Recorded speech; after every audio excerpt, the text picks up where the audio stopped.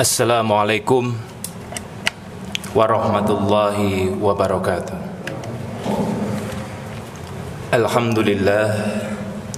Alhamdulillahilladzi bini'matihi tatimmus sholihat wa takmul barakat wa biiznihi tujadil mawjudat asyurur wassayyiat.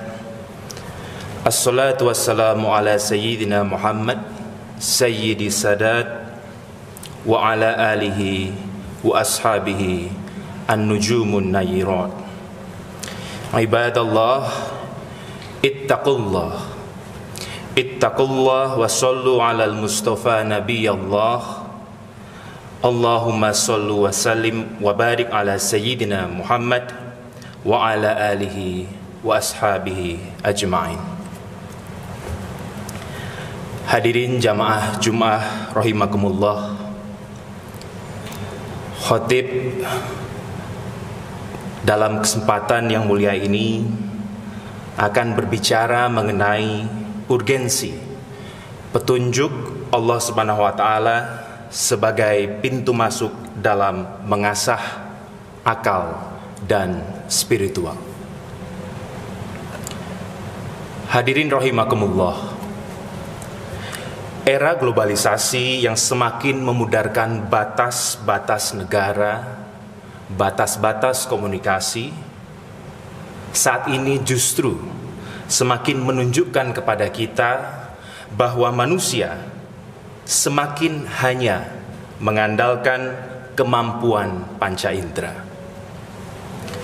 Kita cepat begitu percaya dengan apa yang kita lihat, cepat begitu meyakini dengan apa yang kita dengar. Nampaknya tren ini sejalan dengan apa yang disampaikan oleh sejarawan dari barat pada abad ke-17 yang mengatakan bahwa seeing is believing. Namun demikian, kalau kita teliti lebih dalam dan lebih dekat, sebenarnya panca indera kita memiliki banyak keterbatasan. Bintang yang di langit nampak kecil sebenarnya begitu besar dan boleh jadi lebih besar dibanding bumi kita. Tongkat yang dicelupkan ke dalam kolam tampak bengkok. Mata kita begitu mudah tertipu. Oleh karenanya, manusia memerlukan akal. Dengan akal, kita bisa mengetahui bahwa bintang boleh jadi lebih besar dibanding galaksi yang kita huni saat ini.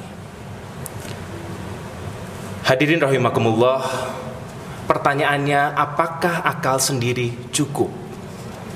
Apakah panca indera dan akal dapat berdampingan dan dapat mengembara dengan kuat? Agama kita telah mengajarkan begitu banyak petunjuk bahwa akal perlu diimbangi dengan kemampuan spiritual.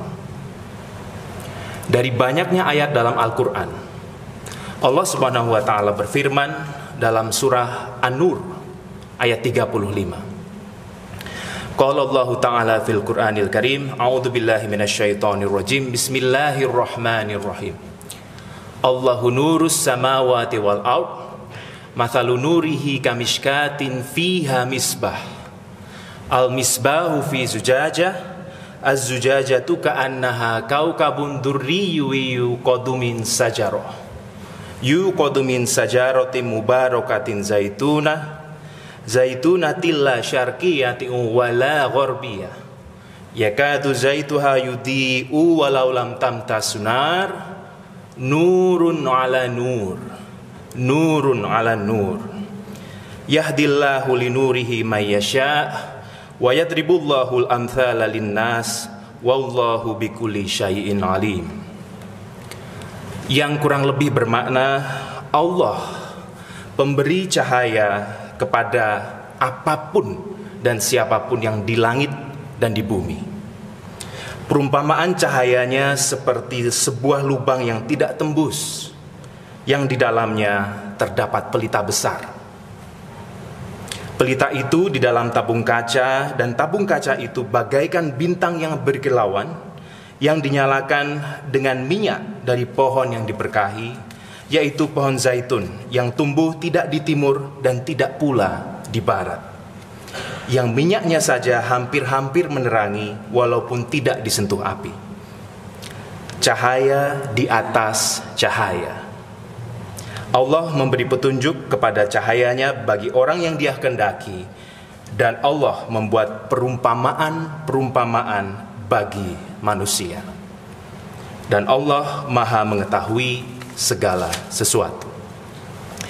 Hadirin rahimakumullah, ayat tadi menunjukkan indikasi, menunjukkan petunjuk dari Allah Subhanahu wa taala, di mana ayat tersebut merupakan ayat amthal atau ayat perumpamaan, ayat yang simbolik, sehingga penafsiran ulama begitu banyak dan bermacam-macam, dan sebagian bahkan mengatakan bahwa untuk memahami ayat ini diperlukan pemikiran yang jernih. Imam Ghazali menafsirkan ayat ini dengan begitu cantik. Di dalam ayat ini disebutkan tembok yang tidak tembus, dan itu adalah perumpamaan dari panca indera. Panca indera kita yang bisa menipu kita. Apa yang meluruskan panca indera kita? Yang meluruskan adalah akal. Dan akal di sini disimbolkan dengan al-misbah atau pelita yang besar. Betapapun akal bisa mengembara dan perlu konsentrasi. Untuk bisa berkonsentrasi diperlukan lentera. Dan apakah akal bisa berdiri sendiri? Tentunya saudara, hadirin rahimakumullah, akal bisa salah. Akal kita bisa letih. Begitu cepat akal kita untuk dapat menyimpulkan sesuatu yang kita duga benar ternyata keliru. Oleh karenanya, lentera yang berpijar tadi untuk dapat terus berkesinambungan, terus menerus menyinari apa yang ada di sekitarnya, diperlukan minyak. Minyak yang sebagaimana disebut dalam ayat ini adalah wahyu, intuisi, ilham. Dan wahyu adalah Al-Quran. Wahyu yang membimbing akal. Minyak yang diambilkan dari pohon zaitun yang tidak tumbuh di timur dan tidak pula tumbuh di barat, menjadikan cahaya terus berpijar berlapis-lapis. Hadirin rahimakumullah, ayat gambaran petunjuk Tuhan tersebut juga dimaknai sebagian ulama dengan sesuatu yang sangat menarik, bahwa secara material yang paling kita kenal saat ini, yang paling terang di bumi kita adalah cahaya matahari. Mari kita berpikir, kalau kita sebagai manusia tidak mendapatkan cahaya matahari, apakah sekiranya manusia yang keliru atau matahari yang keliru? Tentunya kalau kita menutup diri kita di dalam ruangan tertutup, maka kita tidak akan pernah mendapatkan cahaya matahari. Makna dari sini, saudara, hadirin rahimakumullah, kalau kita menginginkan cahaya ilahi, maka kita perlu membuka hati kita. An-Nur ayat ke-35 juga menyatakan bahwa cahaya yang dinyalakan terus-menerus dan berkesinambungan. Cahaya di atas cahaya, nurun ala nur. Hal ini menggambarkan bahwa hidayat Tuhan adalah hidayat yang langgeng. Kalau kita mendapatkan hidayat, maka hidayat itu akan terus bertambah, terus menerus, tanpa akhir. Itulah sebabnya, hadirin, kita berdoa dalam surah Al-Fatihah, ihdinas siratal mustaqim, Nah, dalam perjalanan hidup kita, baik di dunia maupun di akhirat, perjalanan begitu panjang, kita tidak mungkin mengandalkan pada petunjuk sekali jadi, melainkan petunjuk yang terus-menerus. Hadirin rahimakumullah, hal ini sama halnya dengan menuntut ilmu. Ilmu tidak ada batasnya sejauh kita memiliki niat untuk dapat belajar, menimba ilmu sesuai dengan kehendak kita.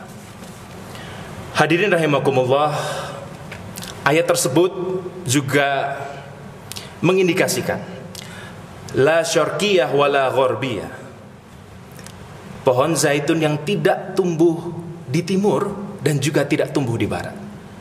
Sementara ulama mengatakan bahwa ini adalah petunjuk kita agar kita senantiasa berada dalam moderasi ajaran Islam, tidak ekstrim di kiri, tidak pula ekstrim di kanan. Yahdillahu linurihi may yasha, Allah subhanahu wa ta'ala memberi petunjuk kepada cahayanya bagi siapa yang dikehendaki oleh Allah atau siapa yang menghendaki. Siapa yang menghendaki, maka kita harus berniat, kita harus mau untuk berjuang mendekat kepada Allah agar kita mendapatkan petunjuk. Allah menghendaki kalau kita memiliki niat, dan oleh karena itu dibutuhkan kehendak. Dalam ajaran agama, niat atau kehendak seseorang mukmin lebih baik dibanding amalnya. Oleh karena itu dalam kehidupan kita sehari-hari, niat begitu penting. Amal yang kita lakukan boleh jadi tidak diterima kalau niatnya keliru. Hadirin, demikian mudah-mudahan ada manfaat. Barakallahu li walakum fil Qur'anil azim, wa nafa'ni wa iyyakum bima fihi minal aya wa dzikril hakim, wa taqabbala minni wa minkum ila watahu innahu huwas samiul alim. Aqulu qouli hadza wa astaghfirullaha li wa lakum.